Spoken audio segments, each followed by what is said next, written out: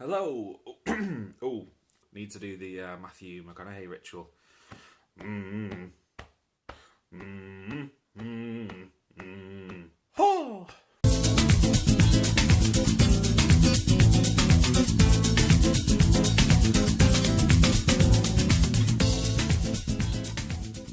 Hello, everybody. It is Saturday. It is 1 week since we have started this journey to lose 10 stone. As we're filming this bit right now, I do know the results, so without further ado, let's kick it off. Morning. It is 10 o'clock on Saturday morning. I just had a massive lie-in. Horrendous bed hair. Beard needs a trim. But it's that time. It's weigh-in. So last week it was 26.3. It's exactly 1 week. So let's just get straight into it. Let's see how we've done. So there is £14 in a stone. Last week 26.3. This week may just have to focus. No way. That can't be right. Surely that's not right. That's £8. Let me reset it. Let's see. Oh my god. £8. £8 in 1 week. I don't know what to say really. It's what you didn't see in that clip is that I had to weigh myself at least 4 or 5 times, and every time it was the same result because I didn't believe it. I still don't, to be honest. I mean, that's over half a stone in 1 week just by going to the gym twice, cutting out chocolate and bread. Now, last night I did have a little bit of chocolate. I know we set the goal for 2 weeks of not having any, and I'm not justifying it in any way, shape or form. We are going to go another week without any. It got to the point of a week and the cravings were really bad, so I decided to have a little bit of dark chocolate. Now, the reasons for this is, again, the cravings were getting really bad, and I did get 1 or 2 messages that were saying, if it does get to the point where the cravings get really bad, then to satisfy that in a little bit way, just to tide you over, isn't necessarily a bad thing. The goal was just for 2 weeks. I'm not gonna not eat chocolate ever again because I love it too much. But it's going to be drastically cut down. So last night I had a couple of squares of dark chocolate, and that dark chocolate was at least 70%. It was, I can't remember the exact, but it was between 70 and 85%. Now the reason for that is because there are quite a few health benefits to dark chocolate in moderation. Now those health benefits come from the fact that there's a lot less sugar the darker the chocolate. And I've actually brought up some stats just because I wanted to touch on this a little bit for anybody that does struggle with chocolate. Just by making the switch to dark chocolate, it can actually have a few health benefits. Now, one of those studies that was done in it was in relation to cardiovascular disease, and it is shown to reduce the risk. In a study of older men, it was found that with moderation, over a 15-year period, it reduced the risk of cardiovascular disease by 50%, which is quite something. It's also been shown to lower blood pressure. I don't know the exact science behind it, but basically one of the ingredients in it releases something in the blood that promotes the flow of blood and asks the vessels to relax, so it's less resistant. So it is shown to also reduce blood pressure as well. In 100 grams, and that's a lot, that's a block that big, it is shown to be extremely nutritious. I'm just going to pull some of these up now. So it's got 11 grams of fibre, 67% of your daily iron, 58% of your daily manganese, nearly 90% of your daily copper, and also nearly 58% for your daily magnesium. It also has plenty of potassium, phosphorus, zinc, and selenium. I don't know. But yeah, so it is actually quite nutritious as well. It's also quite a strong source of antioxidants. So compared to milk chocolate, dark chocolate does have some health benefits, of course, as long as you have it in moderation. So I had a couple of squares last night. We're going to go another week without any, and also trying to cut out the bread as well. And let's see where next week takes us. After next week's video, we'll set a different challenge. So if you've got any ideas of what you think I should cut out, if you've got any challenges of things that you think I should do, any fitness challenges, anything that I should do at the gym, please just leave a comment down below, message me, and we'll set a challenge for that, and I'll give you an update of that. Now, one thing I wanted to talk about, as I mentioned in Wednesday, was a little bit more about the mental health side of things that I suffered from, because we did get a few messages say that it really resonated with people, and I think it comes from the fact that a lot of people who go through this, including me at the time, felt like it wasn't something that they could openly talk about, or they didn't know who to go to. So we're going to talk about that a little bit now. And if this helps one person, fantastic.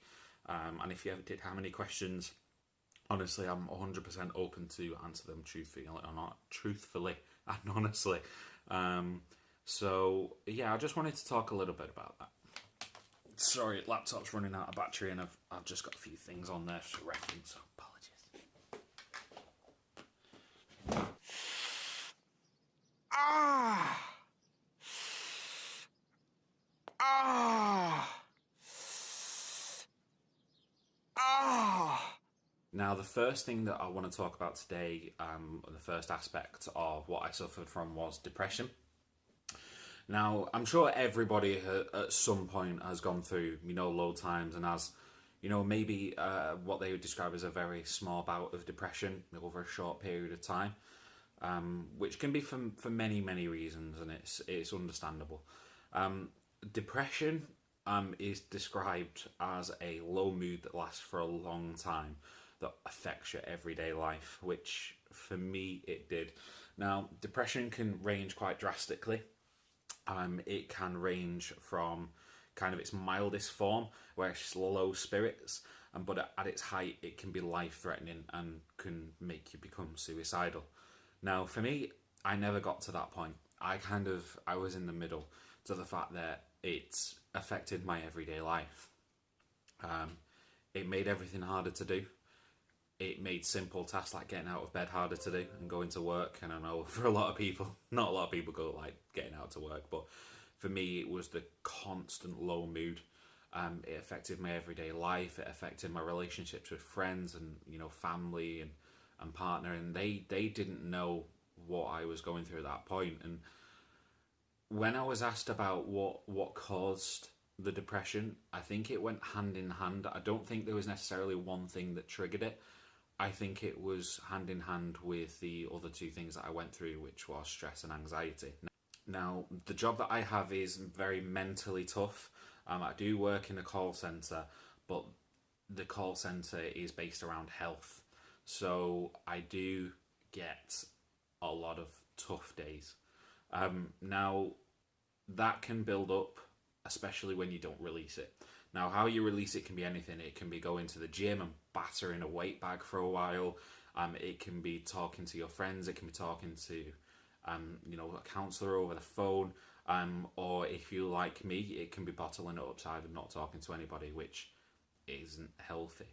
And at the time, I can appreciate that you don't feel like talking to anybody. You feel like you can't talk to anybody. If I can say anything to anybody that's going through this, please talk to somebody. It can be anybody. It could be me, it could be friends, it could be family, it could be a complete stranger over the phone. And what we'll do is we'll put some numbers up down here for people that you can talk to about anything. So if you ever wanted to call somebody, I'll put the details here. That's the first thing. The first thing is kind of a mix of talking to somebody, but I suppose even before that is admitting that there is something going on that is causing you to feel this way and identifying what that thing is. Now, if that is then something that you feel like you can pick yourself up to change, then fantastic. If it's not, please ask for help. There is nothing wrong in any way, shape or form with asking for help. It took me 3 months to realise that, to the point where I'd gone past breaking point. I had to take that time off work. I was signed off by my doctor. That was the first person that I spoke to after, letting my partner in and telling her, what was going on and having a few emotional breakdowns. So if you could ever speak to anybody, please do. The other side of things was the social anxiety, which I touched on the first video. Now, these type of things can range, and I'm sure we've all been through anxiety, if you're sitting a test or, you've got your first day at work or something like that. Everybody feels anxious, and it's linked to the flight or fight response. But anxiety gets to the point in some people like myself where you get to a point where it gets so bad you're actually worrying about worrying, and that's what it did for me. It was a vicious cycle. The main anxiety for me was that I felt like I was being judged because of my size and the way that I was, and also the sweat marks, which we touched upon as well. So that really was tough for me and was a vicious cycle. And to kind of let you in on something, it got to the point where there were a few occasions where we were supposed to go out for like a party or a gathering, or a meet up in town or something like that. I couldn't go. I couldn't do it. I was getting so wrapped up in the fact that I thought people would judge me, then thinking that I was silly for thinking that, but then actually no, I think they are judging me. It got to the point where actually one time I went to get changed and I made myself sick because I couldn't do it. I threw up because I was so nervous, and I had to stay home. I couldn't do it, and I felt horrendous after that. I really did. And it got to the point where I had to speak to somebody because I was ready to break down, and I did.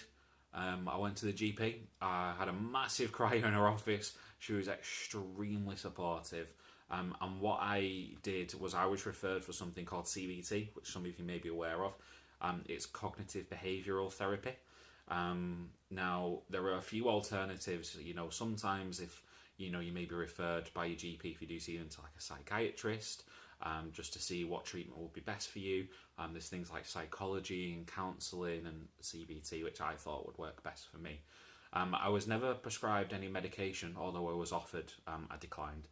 And I nearly went for the CBT through my health insurance, but I didn't. What I actually did through my work, I actually have access to phone counsellors over the phone, so I rang them once, twice a week just to get a bit of advice and talk to people and get everything out there. And if I knew who those people were, because it's all confidential, I would give them a massive hug and say, you've helped me through one of the darkest times in my life, and made me a better person come out the end of it, really.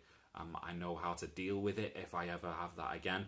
And if I could ever help anybody, if you ever want to talk to somebody who's been through it, then please just message me. Really, just message me. Absolutely anything. And for those that are concerned that somebody in their life may have, or maybe going through something like this, give them a hug. Even that is just enough. You don't even have to say anything. Just give them a hug. I would. That'd help me. And just offer yourself for help. I think pushing people can sometimes make it worse. You have to kind of know the person that you're dealing with. But yeah, just offer yourself, make yourself available, go out and have fun. There was nothing like going outside in the sunlight when I was off work, just having a walk around the park, taking the dog for a walk. He takes me for a walk most of the time. There's nothing like a good bit of sunshine on your skin. That can instantly lift your mood, and just make the most of the time that you get here, because we're all limited on time.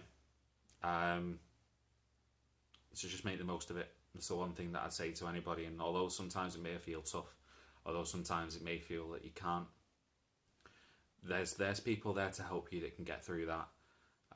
There's always somebody there. There's always somebody that will be on the other side offering to help, and there'll be a lot more people than you may think there will be.